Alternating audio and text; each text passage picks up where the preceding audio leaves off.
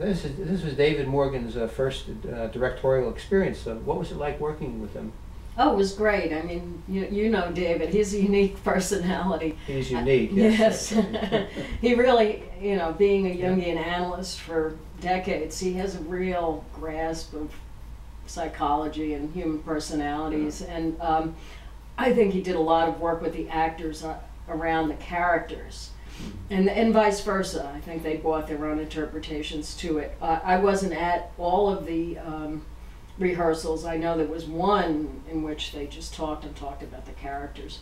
And he just brought insight into the characters that I didn't see. You know, when he noted that when Cynthia walks through the door of this house where she spent so much time as an adolescent, she reverts to being an adolescent to a certain extent, which had never occurred to me.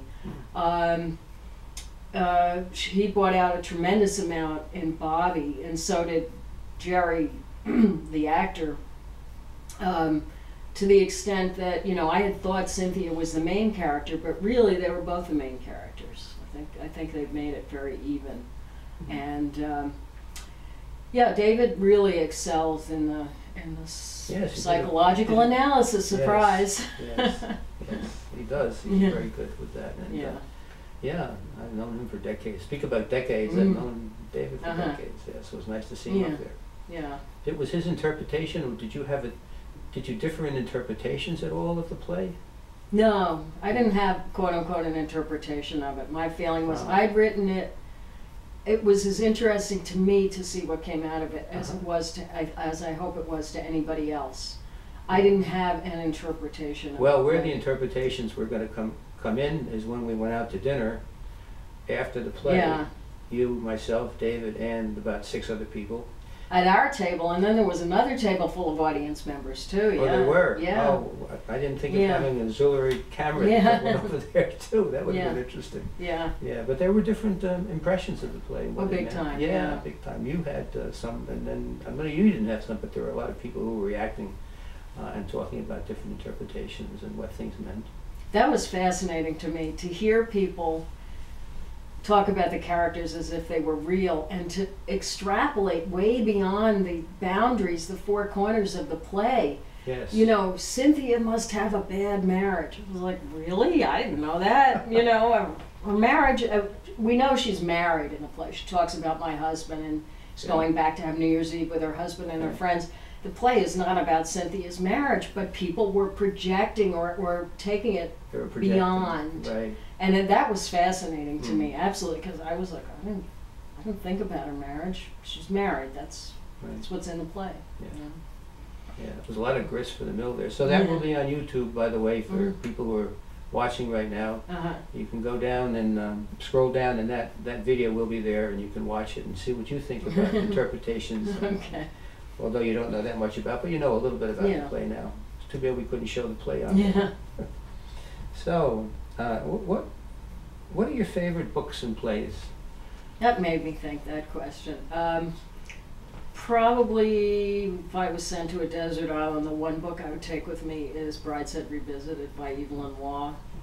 And what made you that? What made that your most favorite? I think it's a brilliant novel.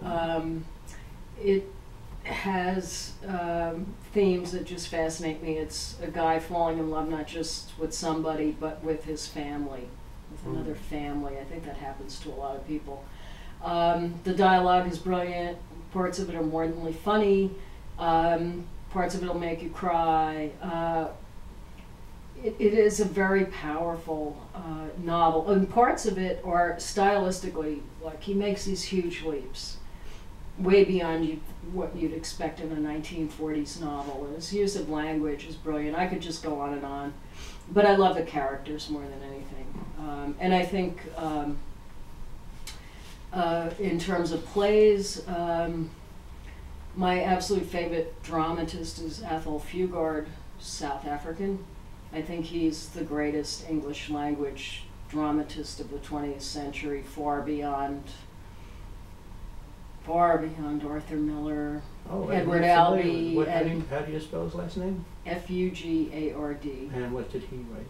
He wrote Master Harold and the Boys, which is probably my favorite play. I have to look that up. Yeah, and many other plays, many of them most of them set in South Africa. He really was a major voice in breaking down apartheid. He had a mixed race theater before, when that was a very dangerous thing to do in Johannesburg.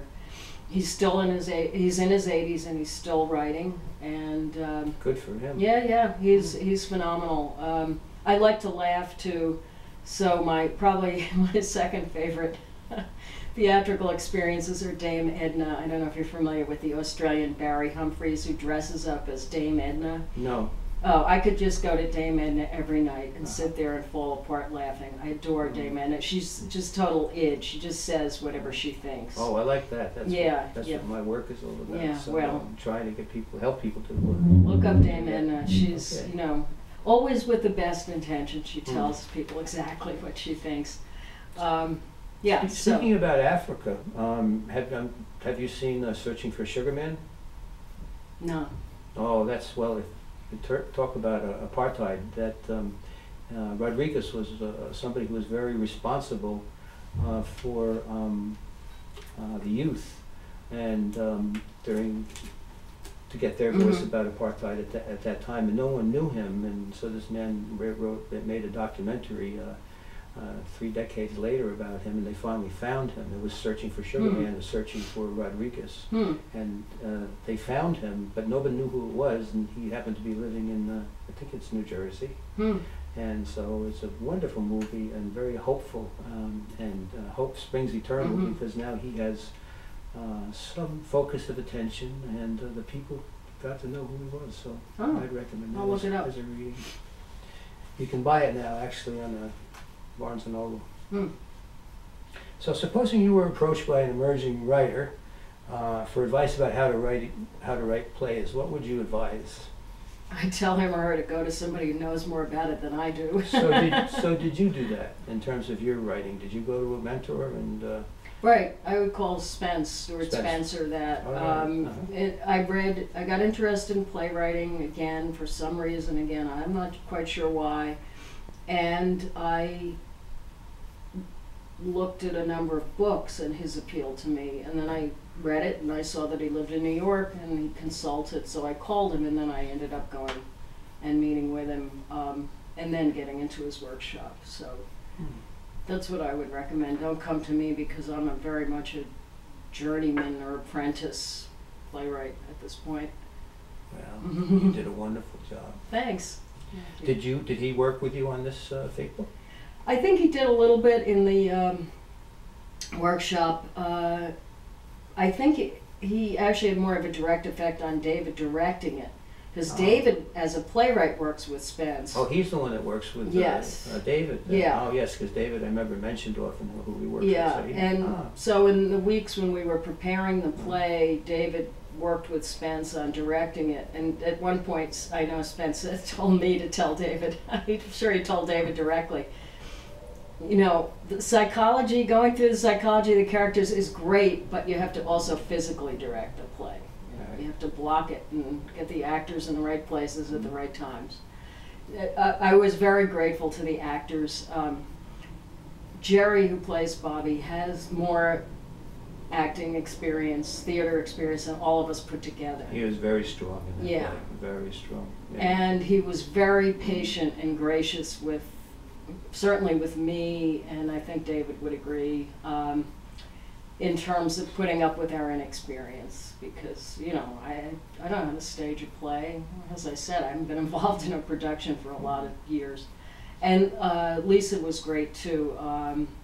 She really threw herself into it and just grew in the role. Every time I came to rehearsal, it was like, wow. She was excellent, yes. Yeah.